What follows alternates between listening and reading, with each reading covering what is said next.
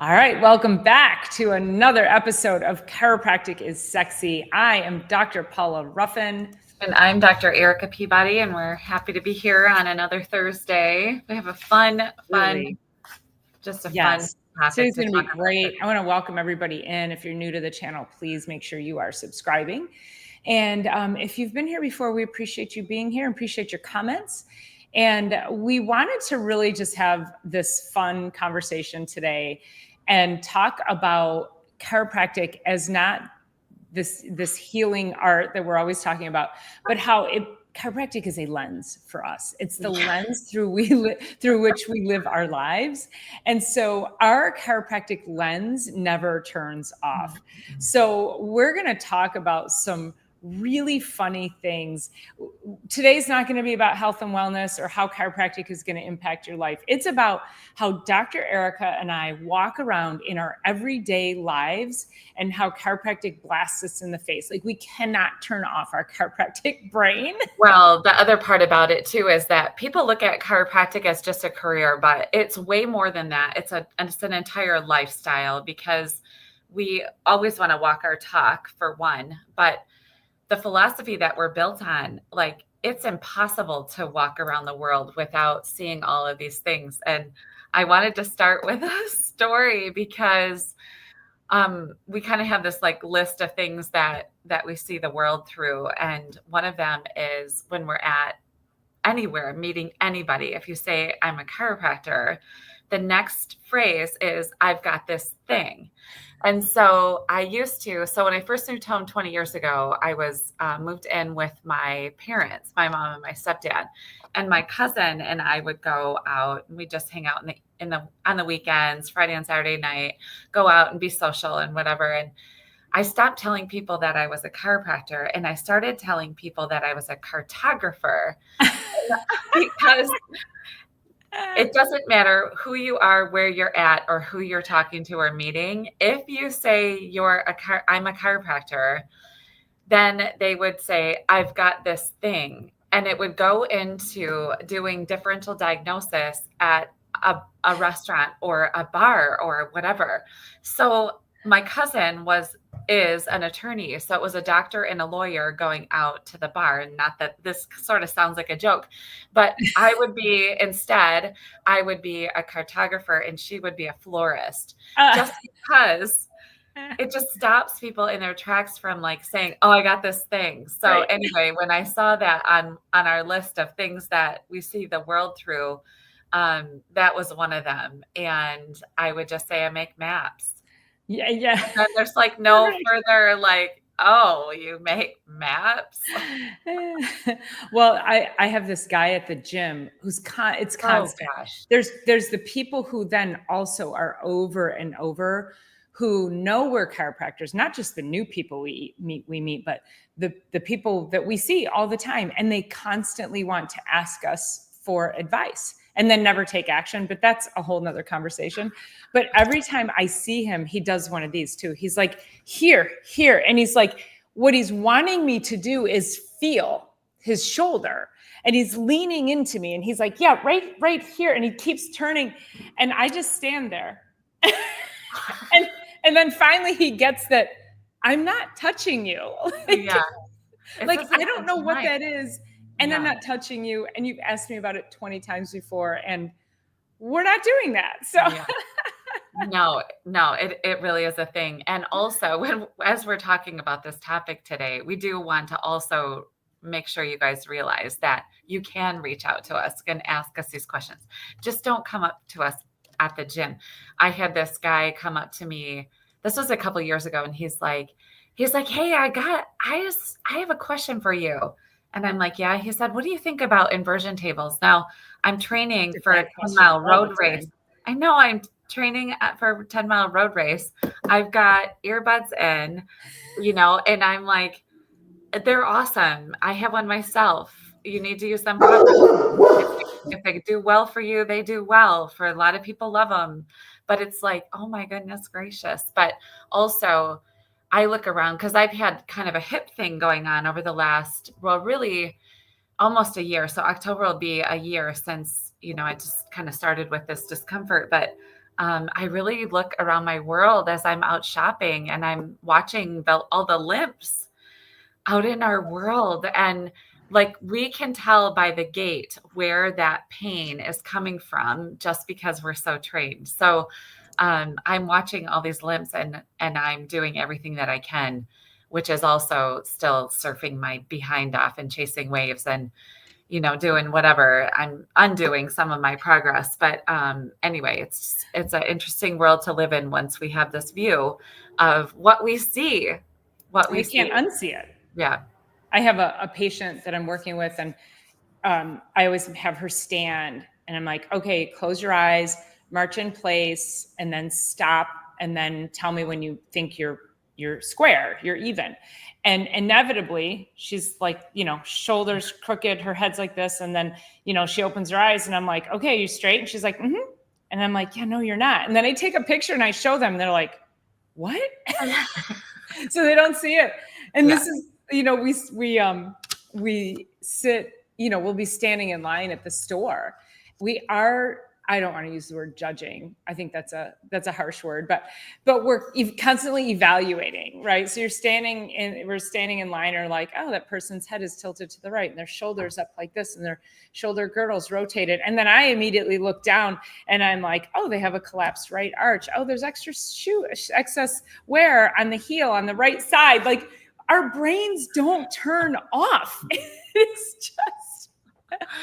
Well, then it goes in, as speaking of the grocery store, then it goes into what they're checking out with. Oh, yeah, I remember there was a time, it was a couple of years ago, there was a time where somebody was going through with, it was just a small load. It was diet pops, TV dinners, and there wasn't anything. There was ice cream and desserts and maybe like a little Debbie snack and maybe some canned soup, something like that. But it was like very apparent there was not there was not 1 ounce of nutrition in this checkout. And it was a single woman, and I took a picture of it and I was going to post it. And then I looked up and it was actually somebody who, I don't want to say I can't remember if it was a patient or somebody that I knew. Actually, it was somebody that I had just seen in the office. And I'm like, okay, I won't post that necessarily, but I do cart shame, because then also, and same thing like with the physical things that we see, right? And I'll look down, okay, they have a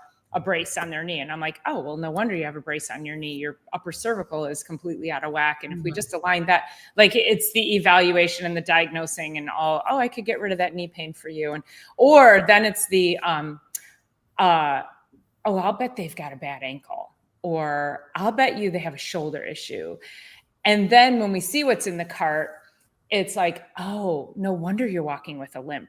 Oh, no wonder you look puffy. Oh, no wonder I see swelling in your ankles. Like, it's just. Yeah, no, and it is so true. And us too, right? I was just saying to our group we have 4 chiropractors. So it's Dr. Paula and myself, Dr. Anna Saylor, and Dr. Christy Prosper. And we are on a video chat with each other all the time. And I still haven't figured it out. But for me personally, I had like 3 or 4 months of fibular head pain, like right at the outside of my knee. And I don't have an injury there. And I don't know what I did, what I took. I know that it was something that I took out of my diet that was so helpful in getting rid of. I should not have burning, stinging 7 to 8 pain scale fibular head pain for no reason in the middle of the night, waking me up. And so that's why I say it's like we can clearly see what's going on, and also for ourselves too, although I really haven't been able to pinpoint what I did change. But man, am I sleeping like a rock star these days. And I kind of want to look back, but it would take like a full reverse food journal to figure that out. But anyway, yeah, good to see you for sure. Anyway, so there was, that's just one thing as we're just kind of wandering around. The other part is, as if I were to pick up my phone and I turn sideways and I'm looking down like this, and then my spine is growing. If I'm 2, 3, 5, 8, 10, 12, or anything beyond, as the twig bends, so grows the tree. So one of the things on the list was watching people in their world not even look up to walk, but in restaurants, all four of a family is heads down in phones and tablets and all of that. And you guys, to be honest with you, this is a death and dying posture. This is a pain, sympathetic overload. My body is exhausted, overwhelmed, stress chemicals running throughout. And we're just doing that willfully to check our social media or to check our phones or to play a game. And it is not appropriate. And it is so hard. Like, I don't know what the words are when parents are in with their kids and everyone's getting adjusted and a child gets up off the table and goes and sits and waits for the parent and gets literally right back just like this.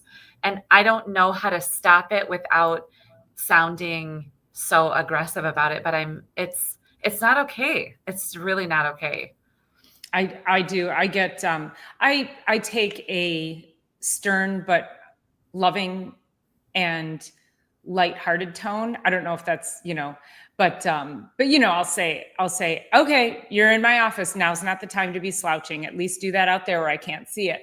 And they'll sit up straight and they'll laugh. And then they come in, and when they sit and they might start to do this, and then they'll go, oh, and then they pop. So at least when they come in here, it's a reminder to sit up straight, because also, as you're saying, like death and dying posture, all slumped over, you're compressing your nervous system. You're also compressing your lungs, all your vital organs. So you're compressing blood flow to those areas. And so many people have lung issues and they have digestive issues. And when you are slouched over like that and constantly in text posture or working on a computer, you are cutting off circulation, blood supply to all of these vital organs, your heart. I mean, so when we say sit up straight, it's yes, we want to see a beautiful tall spine, but we also understand the ramifications of it.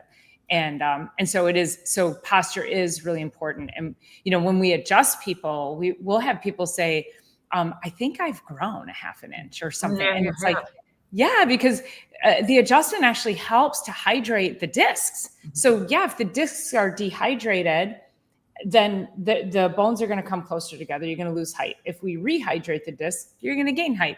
So it's pretty freaking cool. Yeah, it is. It is. And also just knowing each time the head is tilted forward like that, it's pulling on the spinal cord and it actually swells the brain. And that's also inappropriate.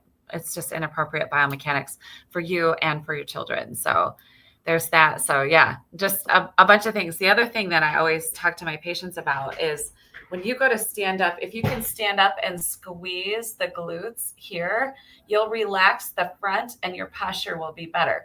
And I always say, like, you don't have to stick your chest out. You don't have to pull your shoulders back. But if you can walk around and have as much of the side body showing as possible, but also squeeze your glutes and get those up underneath you, it's going to help it support the lumbar spine. It's going to help support the pelvis, and it's going to relax the front part of the body. So literally, I know if you guys are watching us and you're listening today, if you go around in the world, you will see that tight psoas posture, and it's this.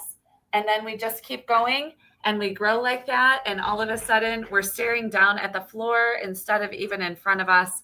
And we grow into our 7th, 8th, and 9th decade, late 6th, 7th, 8th, and 9th decade of life like that. That's where it comes from. So stand up, squeeze your butt, wake it up.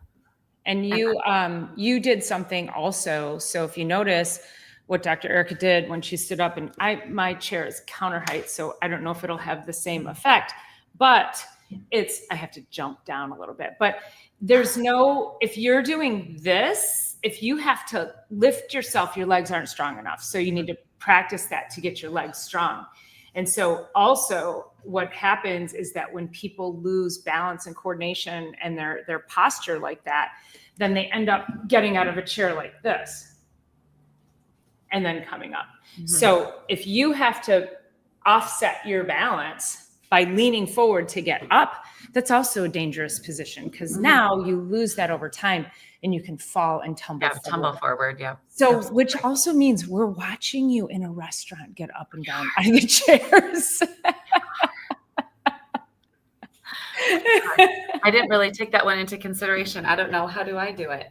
Well, Oh yeah, you just got straight up. Yeah, you just stood straight up. I don't have arms on this chair, so. Yeah, so you have no choice. Right. That's I've good. actually made my patients get down on the floor. Patients that I know struggle with getting up and down. And I will tell them, like, I have this woman, she's in her early 70s, and she has zero strength in her legs, zero strength in her arms. And I made her get down on the floor and I showed her, I said, and she has vertigo. And I said, what happens if you're out in your garden and you get dizzy, you have a bout of vertigo and you fall? Like, you're going to have to hope you have your cell phone on you. Right. And you have to hope your husband sees you if you don't. So it's so important to pay attention to these things. So we would also love, like, when we see all of these things, our brains don't stop. But can you imagine if each and every person we came across in a day would be like, excuse me. Yeah. I really want to save your life by telling you this. Right. It's so true. Yeah. And truly it is saving life. It's saving, especially quality of life too. Mm-hmm. So yeah. Yeah. Yeah. It's and nice. One of the other things that I love. Straight. What's that? Excuse me, sir, stand up straight. Right. Yeah, exactly. Yeah. And here's my other question for the people who, they're like, oh my gosh, I've had this thing for 20 years. And I will always say, I used to say, have you ever been to a chiropractor? And implying that they don't have a chiropractor. But now I ask questions as if I expect everyone to have a chiropractor. And so somebody will say, oh, I've had this thing for 20 years or 10 years or whatever it is. And I will ask, what does your chiropractor say about it? Oh, I don't have one. Have you ever been to a chiropractor? Well, no. Okay, well, why? And why? So you're telling me, a random chiropractor at a party that you've just met, and how many other chiropractors have you done that to? So how about you stop telling random chiropractors at parties that you've had this thing going on for a multitude of years, and just like go and have it checked out. Yeah. Yes, it is as simple as that. And I do understand it can be a little intimidating if you've never been, but I can also tell you that people that come into our offices, it is a general consensus that they will say something like this: I should have been here 10 years ago. I wish I was here back in high school. I wish I was here when I was a kid. I wish I had taken better care of that car accident. It didn't seem like anything happened back then, but I should have been here then. But that's not coming from our shoulds. It's coming from people literally getting up off the table and saying, this makes so much sense to me. Why haven't I done this before? I understand I was intimidated. I wish that I would have known you before. So anyway, it's kind of interesting. And again, that's really the reason why we're here every week, is so that we can continue to make sure that you're out there seeking out the care. And I love that question of, well, what does your chiropractor think about that? Because we are approached by a lot of people. I was out at the grocery store, and, this is a small town, and I own the center of town. My big practice wellness center is in the very middle of town with the big signage and all that. And people know me, and now they know me because of my Volkswagen bus, but people know me. And sometimes when I'm out at the grocery store, I've had people walk up, aren't you Dr. Peabody? And I'm like, yeah. And then they'll say, well, I'm so-and-so, and my wife and blah, blah, blah needs this and that. And I'm like, you're going to have to call the office, because there's really nothing I can. Thank you. I'm glad that you recognize me. Thank you. I am just trying to get lemons and cilantro and get home right now. But I am glad that you said something, and I would love for you to call the office. We can probably get your wife in this coming week. So, and it's totally fine. I take it really lightly, and it's fun. Yeah, it's good. It is. It's fun to get recognized and to have people be like, oh yeah, I've seen your show, or, watch your videos, or I passed your office, and they recognize it. And just like what you said, that it can be intimidating. And so we never want people, I don't want to put people off, but if you come up to me at a party, I also want to ask that, like, it's invasive. Like there's this fine line between, we really want to help people, and when is it the appropriate time? And, maybe the more appropriate question would be to say, I've got some questions about chiropractic. Would you mind if I call you next week when you're in the office? totally great. But when you're doing this and going, feel this, does that feel normal to you? And we're like, I'm just trying to eat my hummus and drink a glass of wine. I don't, you know. And I think I shared with Dr. Erica, I have this guy at yoga who every single time I see him for 2 years, and like literally chased me up the yoga studios, like in a downstairs area of this building. And I'm at the top of the stairs and I hear this, Paula, and he comes busting out the door and he's like running up the stairs. And I'm like, oh my God, I thought I had escaped him. Homeboy followed me all the way to my car, telling me more and more and more. He'd been talking to me about this for 2 years. I finally had to shut him down. I was like, this is my time. This is my place. This is where I get to shut my brain off. I'm not working. And you need to make an appointment. You need to come into the office. And so for that's like a complete lack of consideration when you've got somebody who's been hammering on you for 2 years and you're trying to be kind, because we are kind. And at a certain point though, we're going to friggin' snap on you. Like, it's definitely a thing. Yeah. Like enough already. Yeah. Yeah. You know what I really love, just speaking about yoga, like I really love, it's hard even when we're in yoga. Of course, we want to focus on ourselves and our movements and transitions and getting our bodies working, but we can watch people start a class and not be able to do a hip opener or something, and then literally like watch them work it out like right in front of us. But I think we take this so much for granted because we do this with our own like individual bodies. Dr. Paula and I do regularly, that it's like, there's so much you can be doing for yourself outside of here. And just having simple awareness of the fact, I mean, yoga is one of the great longevity producing activities on the planet, for one. The other super simple thing would be just making sure you're getting super hydrated. I tell patients very simply, I'm like, you are feeling like a raisin, like your tissues feel so dehydrated. And instead of taking one sip of your water when you lift it to your mouth, do 10 and chug the water. Every time you put it to your mouth, chug it. It's there anyway. And so just some little simple things, but man, I'm like, you are a dehydrated raisin, and stop doing that to yourself. So, yeah. Well, it's interesting when people come to my house, and I think you're probably the same way. I've had, like, my daughter's friends will come over and they'll say, I have a headache. Do you have Advil? And I'm like, no, but I have magnesium. Like there are no drugs in my house. I have magnesium and I've got some lavender oil and water. Let's get, and then I'll be like, Hannah, put electrolytes in water and throw in a magnesium packet, and then put some lavender on her temples. And, and they're like, what is this house? But that's, we literally, we live how we teach, we teach how we live. And if you come to my house, you are going to get nourished, and you're going to get things that are going to support your health.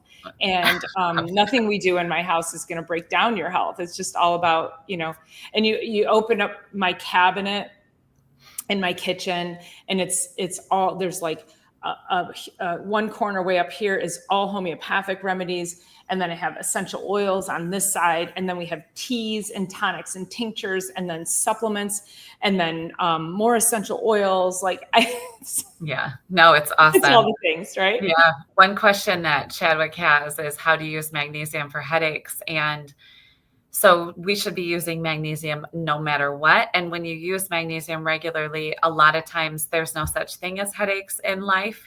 Different things will come up, of course, hangover and stuff like that. But magnesium's required for living. And it's not in our soils since the mid 60s. We're depleted of that mineral in particular. And I think it's 3 milligrams per pound of body weight per day is supportive. And so, there's a lot of ways we can go into that, but we need to have it in our life.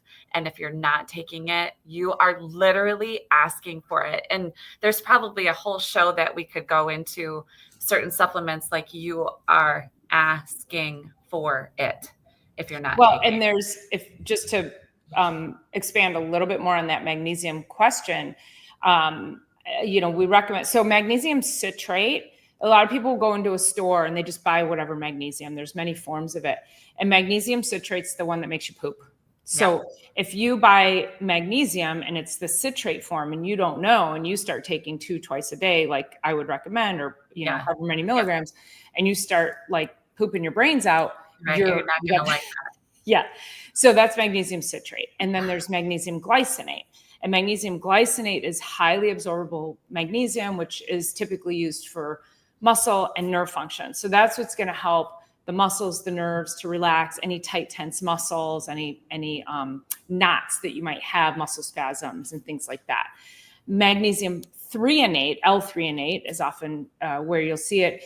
And magnesium L-threonate will help with the muscular component of it, but it is actually more indicated for the neurological piece. So it's the only form of magnesium that crosses the blood-brain barrier and goes into the brain. So magnesium threonate is outstanding. I use it for concussion protocols. I use it for chronic headaches, chronic migraines. And so, yes, we can say magnesium is great for headaches, but I think if you're somebody who suffers from chronic headaches, I would absolutely do magnesium L-threonate, because it's going to get into the brain and start to calm the brain down. And get adjusted. And get adjusted. We can't. Yeah, of course. I mean, that's a good. Drink your water. Come here, get adjusted. Drink your water. Take your mag threonate. And you can take magnesium on an empty stomach. So. Oh, I don't. Yeah. Okay. So that being said, some people can't. No. Yes. No. In fact, if I don't, sometimes when I take supplements, they'll get stuck in my throat. And one time I went to sleep, I took magnesium at night and I went to sleep. I chugged some water afterwards and I just had a little bubble gurgle come up, and all of a sudden I had a white cloud of magnesium around my face. Oh my God. Yeah. But a lot of people, I know some of them are supposed to be taking some supplements on an empty stomach, but that just doesn't work for me. Kind of cross the line. So yeah, anyway. a lot of people do have a more sensitive stomach, and I just always say, when in doubt, take food. Yeah. So, yeah. So let's see. So what else? I mentioned the also, we are probably always walking around with like essential oils or homeopathic remedy. Oh, for sure. Doesn't ever stop. When I went to Mexico for spring break with my daughter for her senior trip, I got to the airport, and I have another very dear friend of mine she's also a very crunchy, very holistic mom. And I said, she said, I don't know who said it first, but she pulled out her silver gel. Oh, yeah.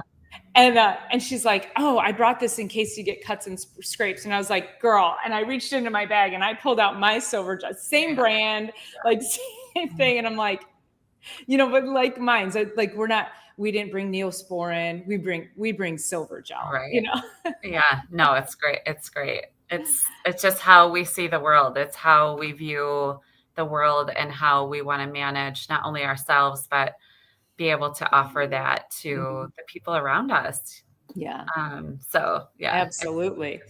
Well, anything else like, what I did want to talk about. So I want to kind of flip something for you guys as you're headed into the school year. And then of course we have the holidays ahead of us and all of that. I want you to ask yourself, just as an action step when the school is coming around, like asking yourself, how is my nervous system? Instead of how is my nervous system? When you're going and hang out with family as the holidays approach, like, what does that do to your nervous system? How is my nervous system instead of how are you? And I don't know, maybe even ask one of your friends sometime, how's your nervous system? And just see, because once we really start to tap into the fact that our nervous system is controlling, coordinating everything, it's our information superhighway. The happier that is, the happier our body is, the more ease it has as it's running around in the world, doing all the things that are required of us. But I'm just feeling the frenzy of August, and I've headed back to the school year coming up. And I just want I want to ask you, but then also I want you to be asking yourself, how is your nervous system? And If it's just like, wow, my nervous system is all jacked up, or I feel really like on edge or whatever, like one of the things that is so simple to begin to add is regular chiropractic care, because our bodies are bombarded with physical, mental traumas, toxins, thoughts, and actually now technology. There's 4 in there now, 4 T's. And, that affects us, and it affects how we approach our world, how we are out in our world, our health, and everything all the way down the line. And that affects everybody around us. So I want you to continue to ask yourself, how is your nervous system? If you hang out with people that your nervous system gets all jacked up about, how about kick those people out if you can? How is your nervous system? And let's start tending to it. And I love that question. And I think what I'd like to do is make that our topic for next week, because I'd like to break down all of the different ways and that people can say, how's my nervous system? I think that, like you said, if you're hanging out with people who bring your vibe down, you may not recognize that that's actually bringing you down. So I think we should just come up with a list of different ways that your nervous system's affected, so that you can start paying attention to things that maybe you wouldn't have thought about that. And then you can say, how's my nervous system? Where am I not operating at full steam? And where am I being diminished? Right. So we're going to put that on for next week. So make sure you are tuning in next week, and we're going to tell you all the different ways that you can be making sure you're knowing if your nervous system is being compromised or not, and then how to tap into that. Besides chiropractic care, as always, is the number one at the top to get your nervous system information superhighway reconnected and recommunicating. So how's my nervous system? How's my nervous system? Week. So awesome.